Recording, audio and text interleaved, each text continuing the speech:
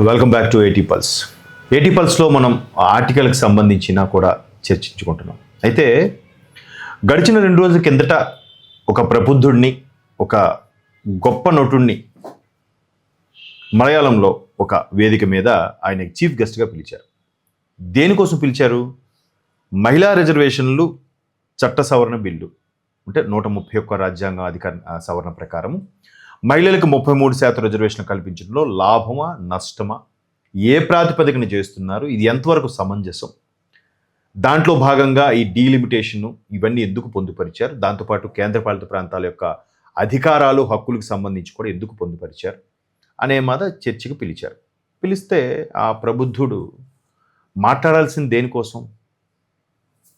చట్ట సవరణ బిల్ల, మహిళల, లేదా ప్రభుత్వం తీసుకున్న విధానాలు తప్ప, లేదా ప్రతిపక్షాలు చేస్తున్న గొడవకి సమంజసమా అనేది మాట్లాడాలి. అక్కడ మతపరమైన మాట్లాడాల అవసరం ఎందుకు వచ్చింది అంటే, ఒక వ్యక్తికి మాట్లాడటం చేత కానప్పుడు, ఒక వ్యక్తి తన యొక్క భావాన్ని సరిగ్గా ప్రకటన చేయడం చేత కానప్పుడు, ఏదైతే అక్కసు లోపల ఉంటుందో దాన్ని ఆ విధంగా ఆ వేదికను ఉపయోగించుకొని కక్కేయాలి. ఎందుకంటే మేబీ ప్యాకేజీలు కూడా ఉంటాయి కదా. ఇప్పుడు ప్రస్తుత తమిళనాడు ఆపద్ధర్మ ఉప ముఖ్యమంత్రి అనాలేమో, ఎందుకంటే ఎన్నికలు కూడా అమల్లో ఉంది కాబట్టి. ఆపద్ధర్మ ఉప ముఖ్యమంత్రి తమిళనాడు ఉదయనిధి స్టాలిన్ అనే మహానుభావుడు సనాతన ధర్మం ఒక వైరస్ అన్నాడు.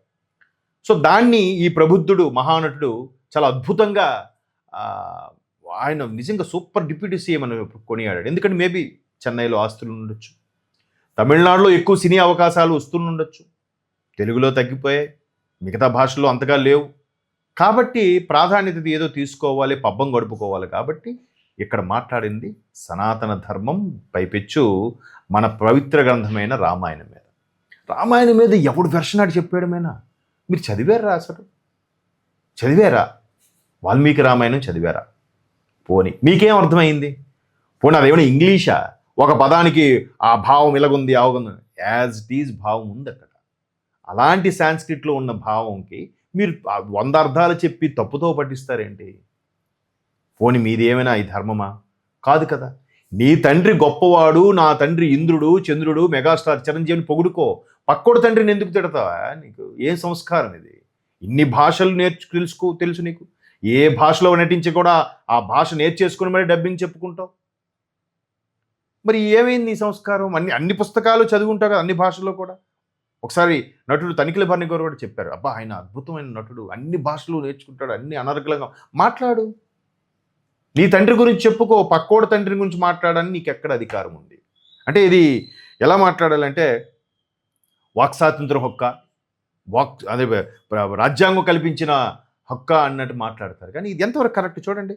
మహిళల హక్కుల గురించి మాట్లాడాల్సిన చోట రామాయణాన్ని తీసుకొచ్చి బజారుకు దించేశాడే. ఇది కోయిన్సిడెన్సా? ఇది యాదృచ్ఛికమా? లేదంటే అక్కడ పార్లమెంట్కి రామాయణానికి లింకు పెట్టేలాగా మాట్లాడే సందర్భం వచ్చిందా? అవసరం అంటే మళ్ళీ hi I'm Rama from north అంటే రావణుడు వచ్చి ఐఎమ్ రావణ ఫ్రమ్ సౌత్ అన్నాడంట. పైగా పైపెచ్చు పళ్ళు కోసం వచ్చిన గొడవ అంటేది. అంటే ఏదో పెట్టకదలాగా $2000 అడిగితే వాళ్ళు కట్టనన్నారంటే, కట్టకపోతే కనీసం మరికొన్ని మొక్కలు నాటిపో అని అన్నాడంట రావణుడు. ఏంది భాష్యం? ఏంది వివరణ? నీకెందుకు వచ్చినవి ఇవి? ఎక్కడో పవన్ కళ్యాణ్ లాంటి వాళ్ళ గురించి ఒక సనాతన ధర్మం గురించి మాట్లాడితే నీ మట్టుకు నువ్వు షూటింగ్లు చేసుకోకుండా ఎందుకు వచ్చి ఆవేశంగా వీడియో పెట్టేసి మాట్లాడేయాలి? అంటే సనాతన ధర్మం మీద ఎక్కడో కడుపు మంట, ఎక్కడో దాన్ని సైంటిఫిక్ పరంగా కొట్టలేకపోతున్నామనే బాధ, ఆక్రోశం నుంచి వచ్చింది స్టేట్మెంట్లు ఇవన్నీ కూడా. ఏ మతానికి సైన్స్ ఉందో లేదో తెలియదు, కానీ ఒక సనాతన ధర్మంలో మాత్రమే సైన్స్ ఉంది. ప్రతిదానికి కూడా లాజిక్ ఉంది. మీకుందా? లేదు. ఆ కడుపు మంటతోనే, ఆ బాధతోనే, ఆ ఆక్రోశంతోనే ఈ స్టేట్మెంట్లన్నీ. ఒకసారి కేరళ లిటరేచర్ ఫెస్టివల్లో చెప్పిన సెటైరికల్ వెర్షన్ అనమాట. రాముడు లక్ష్మణుడు అడవిలోకి వచ్చారట, ఇది సంబడేస్ ప్రాపర్టీస్ అన్నాడట రాముడు. ఇద్దరు లక్ష్మణుడు అడవిలోకి వస్తే, అప్పుడు మీరు మా పళ్ళు తిన్నారు, $2000 ప్లస్ GST అని చెప్పారట. చూడండి, శూర్పణఖ అనే ఆవిడ ముక్కు చెవులు కోయబడిందని రామాయణంలో ఉంది కదా, అలా కోయబడితే ఇలా చెప్పారట. అప్పుడు డబ్బులు లేవా, అయితే విత్తనాలు నాటివి పనిచేసి వెళ్ళిపోండి అన్నారట రావణుడు. మలయాళం నేర్చుకో, బీఫ్ తినొద్దు అని మమ్మల్ని అడక్కు. చూసారా? మలయాళం నేర్చుకో, బీఫ్ తినద్దు అని మమ్మల్ని అడక్కు. అంటే ఎక్కడికెక్కడ పొంతలు కుదురుస్తున్నాడు చూడండి. అక్కడ మలయాళంలో మరలా వీడి కోసం ఆ వేషాలు ఏవో ఇవ్వాలి కదా, అందుకు ఈ తాపత్రయం. లేదా ఒక్కసారి హైలైట్ అయితే మన వార్తల్లో ఉంటే రేపు రాజకీయాలకు రాబోతున్నారనే సంకేతాల. అంటే ఇలాంటి హైలైట్ అయ్యేవాళ్ళే కదా జాతీయ స్థాయిలో మళ్ళీ రాజకీయాల్లో చక్రం తిప్పగలుగుతారు. కేంద్రము ఇండియా కూటమి లాంటి వాళ్ళ దృష్టిలో పడగలుగుతారు. సో అంటే ఇది రామాయణంలో అది భరతుడి రాజ్యం తన సొంత రాజ్యాన్ని ఎవడో సొత్తు అని చెప్పిన సందర్భమే లేదు. అఖండ భారతావనిని కూడా రాముడు అడవులకు వెళ్ళిన భరతుడే పరిపాలించాడు. ఆ తర్వాత ద్వాపరయుగంలో కూడా శంతనుడు తండ్రి భరతుడే పరిపాలించాడన్నట్టు కూడా ఉంది కదా. అంటే భీష్ముడి తాతగారు, అందుకే కదా భారతదేశం పేరు వచ్చిందని కూడా అంటారు.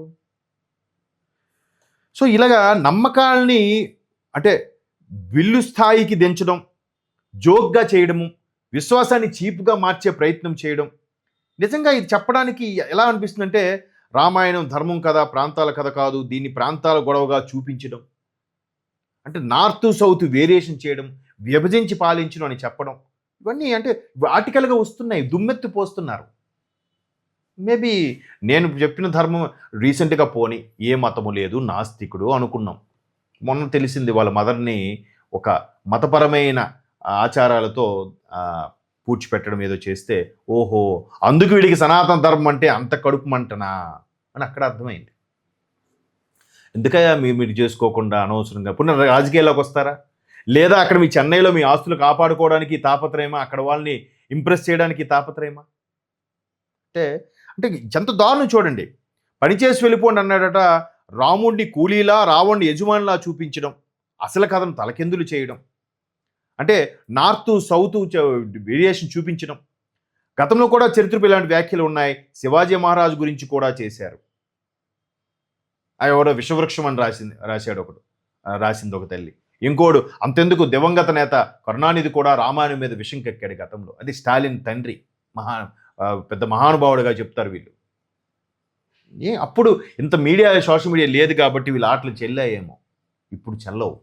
సో ఒళ్ళు దగ్గర పెట్టుకొని మాట్లాడాలని నెటిజన్స్ కామెంట్స్ రూపంలో తెలియజేస్తున్నారు.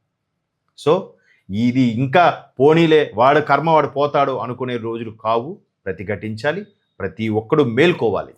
మా ఏటీ పల్స్ ద్వారా ఇదొక్కసారి మిమ్మల్ని హెచ్చరించే ప్రయత్నం చేస్తున్నాం. అక్కడ పిలిచిన ఆ గెస్ట్ ఈ విధంగా మాట్లాడడం ఇప్పటికి అర్థమై ఉంటుందో ఆ ప్రబుద్ధుడు ఎవరో.